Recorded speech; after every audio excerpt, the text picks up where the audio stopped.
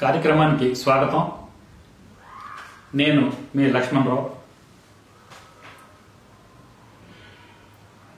ఈరోజు కార్యక్రమంలో మధ్య ఆంజనేయ స్వామి దేవస్థానంలో సస్పెండ్ అయి తిరిగి లోవ దేవస్థానం ఏసీగా గ్రేడ్ 1 ఈవో విశ్వనాథరాజు నియామకంపై హైకోర్టులో దాఖలైన కోవారెంట్ అనేటటువంటి కార్యక్రమం గురించి రెండో భాగం చూద్దాం.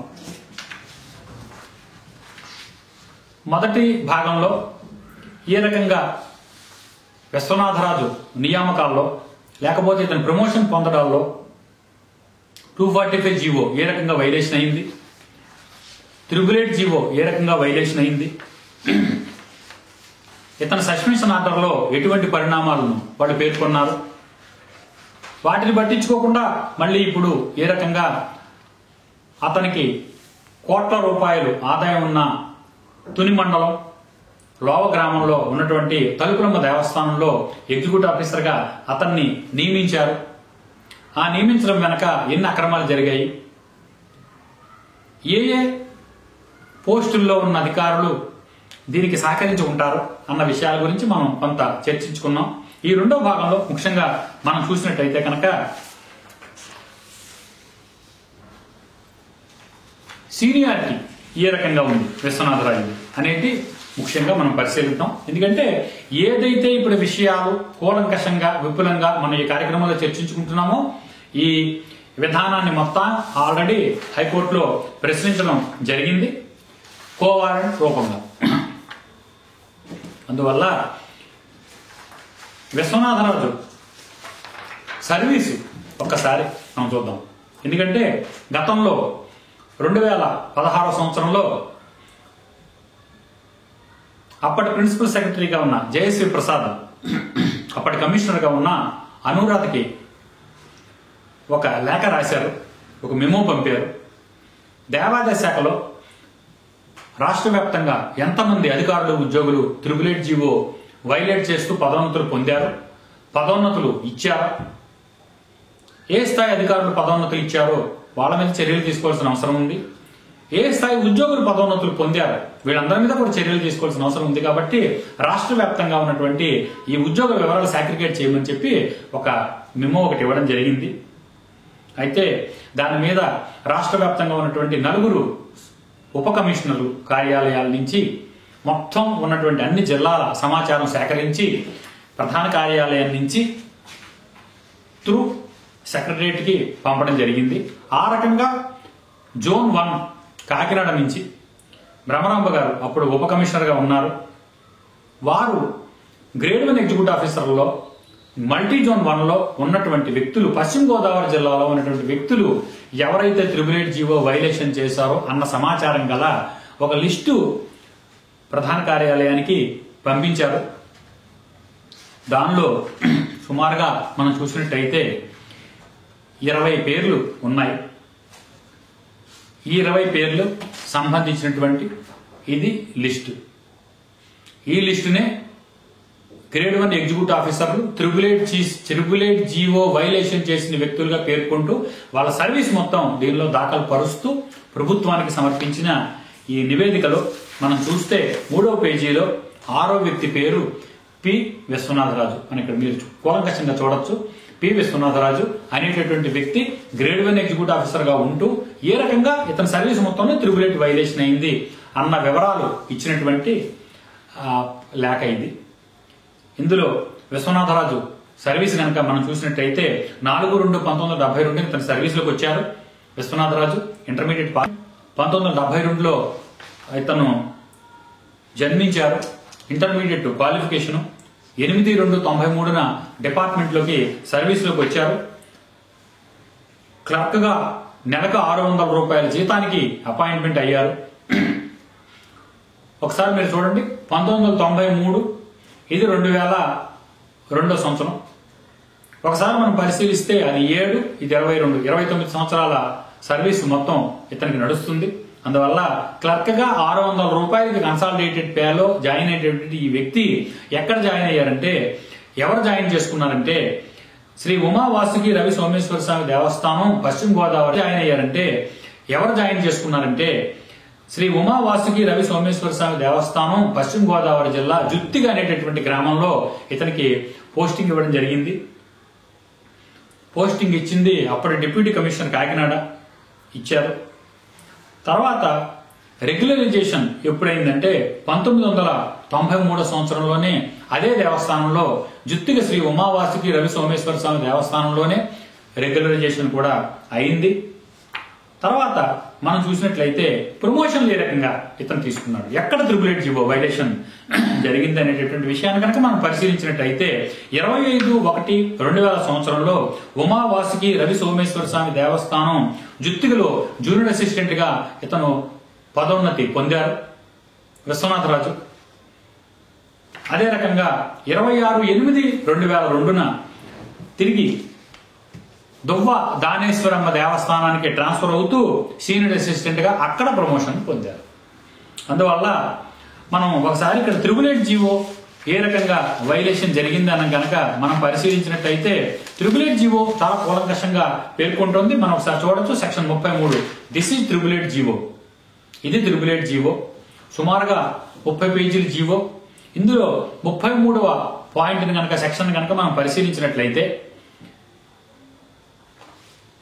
33 point section unit each institution or endowment shall be A unit for purpose of recruitment seniority and promotion అని చెప్పబడుతున్నటువంటి ఈ పాయింట్ వైలేషన్ అయింది. జూనియర్ అసిస్టెంట్ గా ఉమావాసుకి రవి సోమేశ్వర స్వామి దేవస్థానం జుత్తిగలో ఉన్నటువంటి ఇతను సీనియర్ అసిస్టెంట్ ప్రమోషన్ దువ్వ దానేశ్వరమ్మలో తీసుకోవడం అనేది వైలేషన్ 888 జీవో వైలేషన్ జరిగినట్టుగా అధికారులు గుర్తిస్తున్నారు. సేమ్ టైం 4/4/2005 శ్రీ దానేశ్వరమ్మ దేవస్థానంలోనే ఇతను తిరిగి సూపరింటెండెంట్ గా కూడా ప్రమోషన్ తీసుకున్నారు. అంటే యాక్చువల్ గా నిజ నిర్ధారణ చేయాలంటే ఉమావాసుకి రవి సోమేశ్వర స్వామి దేవస్థానంలోనే ఇతను సీనియర్ అసిస్టెంట్ గా సూపరింటెండెంట్ గా కూడా ప్రమోషన్లు పొందవలసి ఉండగా ఆ రకంగా పొందకుండా ఆదాయం తక్కువ ఉన్నటువంటి 6B cadre institution 6C cadre institution అయినటువంటి జుత్తిగ దేవస్థానాన్ని వదిలిపెట్టి ఇంకా ఎక్కువ క్యాడర్ కలిగినటువంటి దువ్వ దానేశ్వరమ్మ దేవస్థానానికి వెళ్లడం అనేటటువంటి విషయంలో 888 జీవో వైలేషన్ జరిగినట్టు ధృవీకరింపబడుతోంది. ఈ విషయం ఆల్రెడీ ప్రశ్నిస్తూ ఎందుకు వీళ్ళందరూ ఈ రకంగా పదోన్నతులు పొందారు, ఇచ్చిన అధికారుల పేర్లతో సహా మాకు తెలియజేయమంటే ఇచ్చిన అధికారుల పేర్లతో సహా ఈ లిస్టుని ప్రభుత్వానికి పంపినటువంటి లిస్టునే మనం ఈ రోజు చూస్తున్నాము. ఈ లిస్టును కూడా ఆల్రెడీ హైకోర్టులో కోవారంట్తో పాటుగా దాఖలు చేయడం జరిగింది.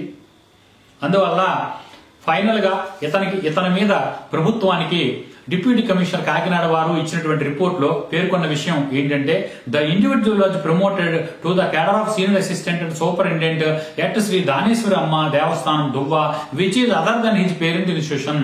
ఇతని మాతృ సంస్థ కాకుండా ఇతర సంస్థల్లో ఇతను ప్రమోషన్ పొందారు.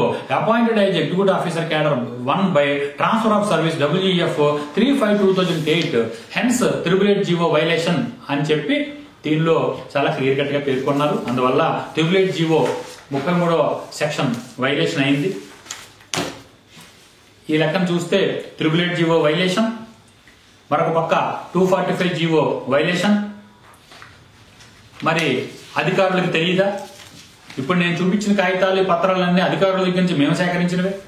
ఈ పత్రాలన్నీ ప్రధాన కార్యాలయంలో ఎస్టాబ్లిష్మెంట్ సెక్షన్ లో ఉన్నాయి, కాకినాడ డిప్యూటీ కమిషనర్ ఆఫీస్ లో ఉన్నాయి. దువ్వ దానేశ్వరమ్మ దేవస్థానం ఆర్జేసీ క్యాడర్ ఇన్స్టిట్యూషన్ గా ప్రస్తుతం ఉంది కాబట్టి ఈ పత్రాలన్నీ ఆర్జేసీ క్యాడర్ ఇన్స్టిట్యూషన్ లో ఉన్నాయి. అంతేకాకుండా ఆర్జేసీ ఆఫీస్ లో కూడా ఉన్నాయి, డీసీ ఆఫీస్ లో ఉన్నాయి, ఆర్జేసీ ఆఫీస్ లో ఉన్నాయి, ప్రధాన కార్యాలయంలో కూడా ఉన్నాయి. అంతేకాకుండా కాండక్ట్ రూల్స్ వైలేషన్ అయినందుకు సస్పెన్షన్ అయినట్టుగా కూడా మనం గత కార్యక్రమంలో మాట్లాడుకున్నాం. అయినప్పటికీ కూడా బరితెగించి ఇతన్ని పూర్తిగా అసిస్టెంట్ కమిషనర్ క్యాడర్ హోదాలో ఫుల్ ఫ్లెడ్జ్డ్ గా డైరెక్ట్ అసిస్టెంట్ కమిషనర్ గా ప్రమోషన్ ఇవ్వడం అనేది పూర్తిగా చట్టవిరుద్ధం. మరి ఇది చట్టవిరుద్ధమైన పని అని ఎస్టాబ్లిష్మెంట్ సెక్షన్ కి కమిషనర్ కి తెలియదా? తెలిసినే చెప్పాలి. తెలిసి కూడా మరి ఎందుకు చేస్తున్నారు? కేవలం కాసులు కలగల, మనకి తెలియంది లేదు. ఎస్టాబ్లిష్మెంట్ సెక్షన్ అంటే అదొక కుబేరుడికి ఈక్వల్ అయినటువంటి పోస్టు.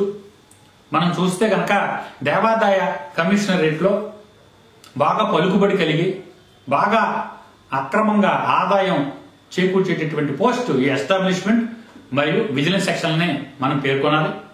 అందువల్ల మొట్టమొదటిగా ఎస్టాబ్లిష్మెంట్ సెక్షన్నే మనం తీసుకుంటే కనుక ఈ రకంగా అవినీతికి పాల్పడుతూ అనర్హులకి పోస్టింగ్ ఇవ్వడం అనేటటువంటి విధానం జరుగుతోంది.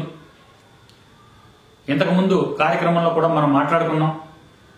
కొంతమంది ఈ విషయంపై విమర్శలు చేస్తూ మాకు సమాచారం అందించారు. సుమారుగా 25 లక్షల రూపాయల వరకు ఈ విశ్వనాథరాజు నియామకంలో అవినీతి జరిగినట్టుగా మాకు సమాచారం ఉంది. దానిలో ప్రధాన భాగం ఎస్టాబ్లిష్మెంట్ సెక్షన్ కాగా రెండో భాగం బ్రాహ్మణ సంఘాలకు పేరు వినిపిస్తోంది. అందువల్ల మరి స్పెషల్ కమిషనర్గా ఉన్న అర్జున్ రావు ఏ విషయం మీద ఈ ఫైల్ మీద సంతకం పెట్టేటప్పుడు ఈ విషయాలన్నింటినీ పరిశీలించలేదా అని గనక ప్రశ్న ఉత్పన్నమైన పక్షంలో ఒక విషయాన్ని మనం ప్రస్ఫుటంగా చెప్పుకోవచ్చు. నిద్రపోతున్న వాళ్ళని మనం లేపొచ్చు కానీ నిద్ర నటించే వాళ్ళని లేపలేమని ఒక సామెత ఉంది. ప్రస్తుతం దేవాదాయ కమిషనర్ అర్జున్ రావు ఇదే పాత్ర. అందువల్ల కూలంకషంగా మనం చర్చించినటువంటి ఏ విషయంపై ఇప్పటికైనా కమిషనర్ మేల్కొంటే మంచిది. నిద్రపోవచ్చు, నటించవలసిన అవసరం లేదు. పూర్తిగా అవినీతి జరిగింది అని ఏ స్థాయి అధికారి అయినప్పటికీ కూడా ఒక assistant commissioner, deputy commissioner, RJC లెవెల్లో అడిషనల్ కమిషనర్ కూడా త్రూ అడిషనల్ కమిషనర్ ద్వారానే మళ్ళీ ఈ పోస్టింగ్ జరిగింది. కాబట్టి ఎస్టాబ్లిష్మెంట్ సెక్షన్ వాళ్ళు నియామకానికి సంబంధించి సస్పెన్షన్ ఎత్తివేస్తూ తిరిగి పునర్నియామకానికి సంబంధించినటువంటి ఫైల్ కమిషనర్కి పంపుతున్నప్పుడు రిమార్క్స్ లో ఈ 888 జీవో వైలేషన్ అవడం అనేది ఇతని విషయంలో జరిగింది. దీని మీద 888 జీవో వైలేషన్ చేసినందుకు మనం ఆల్రెడీ హైకోర్టు ఉత్తర్వుల మీద అతనికి నోటీస్ ఇచ్చాము. గ్రేడ్ 1 ఎగ్జిక్యూటివ్ ఆఫీసర్ గా అతను స్టే తెచ్చుకుని కొనసాగుతున్నాడు. ఒక పక్క 245 జీవో ఉల్లంఘన కూడా ఇతని సర్వీస్ లో జరిగింది. అందువల్ల ఈ పోస్టుకి తన అనర్హుడు అనే రిమార్క్స్ లో ఖచ్చితంగా రాయవలసినటువంటి ఎస్టాబ్లిష్మెంట్ విభాగానికి సంబంధించిన వ్యక్తులు, అధికారులు, ఉద్యోగులు ఎవరో కూడా ఈ పాయింట్ని పరిశీలించలేదు అంటే ఏ రకంగా ఈ ఉన్నతమైనటువంటి దేవుడి దగ్గర పనిచేస్తున్నాం అని చెప్పుకునేటటువంటి ఈ దేవాదాయ శాఖలో కరప్షన్ యాక్టివిటీస్ ఏ రకంగా ఒక రెగ్యులర్ తంతులాగా, ఒక జాతరలాగా, లేకపోతే ఒక ఉత్సవంలాగా అవినీతి జాతర కొనసాగుతుందనేది ఈ విషయాన్ని పరిశీలిస్తే అర్థమవుతుంది. అందువల్ల హైకోర్టులో కోవారెంట్ దాఖలైన సందర్భంలో ఎటువంటి తీర్పు హైకోర్టు ఇస్తుందనేది మనం ఎదురు చూద్దాం. న్యాయం పక్షాన, దేవుడి పక్షాన నిలబడి మన పోరాటం అకుంఠితంగా మనం చేస్తూనే ఉన్నాం. ఎక్కడ అన్యాయం జరిగింది, అక్రమం జరిగింది, ఎక్కడైనా ఒక అరాచకం జరిగింది, ఎవరికైనా ఇబ్బంది కలుగుతుంది అర్హులకి అన్నప్పుడు తక్షణం మనం స్పందిస్తూ రౌండ్ ద క్లాక్ 24/7 అలర్ట్గా ఉంటూ అనేక రకాల ప్రజోపయోగమైనటువంటివి ప్రజల కొరకు మనం ప్రజల సౌకర్యార్థం చేస్తున్నటువంటి పనుల్లో భాగంగానే వేసినటువంటిది ఈ కోవారెంట్. అందువల్ల ఈ రెండు భాగాల కార్యక్రమాలు చూసాకైనా అధికారులు మేల్కొంటారో లేదో తెలియదు. ఎందుకంటే ఇందాక మనం ఒకసారి ఆల్రెడీ మాట్లాడుకున్నాం, నిద్రపోయే వాళ్ళని లేపగలం, నిద్ర నటించే వాళ్ళని లేపలేమని. ఇదంతా కేవలం నటిస్తున్న నిద్రగా మనం పేర్కొనే ఈ సందర్భంలో కోవారెంట్ మీద హైకోర్టు ఎటువంటి తీర్పు వెలువరిస్తుందనేది ఎదురు చూద్దాం. అందువల్ల ఒక పక్క కోవారెంట్లు అమలు అవుతూనే ఉన్నా, కోవారెంట్లు దాఖలు అవుతూనే ఉన్నా, కోవారెంట్ల మీద ఉత్తర్వులు హైకోర్టులు ఇస్తూనే ఉన్నప్పటికీ కూడా మరి చర్మం మొద్దుబారిపోయినటువంటి దేవాదాయ శాఖ పట్టించుకుంటుందో లేదో అన్న పరిస్థితి కూడా ఒక పక్క జరుగుతూనే ఉంది. కొన్ని సందర్భాల్లో చూద్దాం ఏం జరుగుతుందో. ఈ కోవారెంట్ మీద ఎటువంటి ఉత్తర్వులు హైకోర్టు ఇస్తుంది, ఆ ఉత్తర్వుల మీద దేవాదాయ కమిషనర్ రెస్పాన్స్ ఎలా ఉంటుంది అనేటటువంటిది వేచి చూడవలసినటువంటి అంశం. ఎదురు చూద్దాం.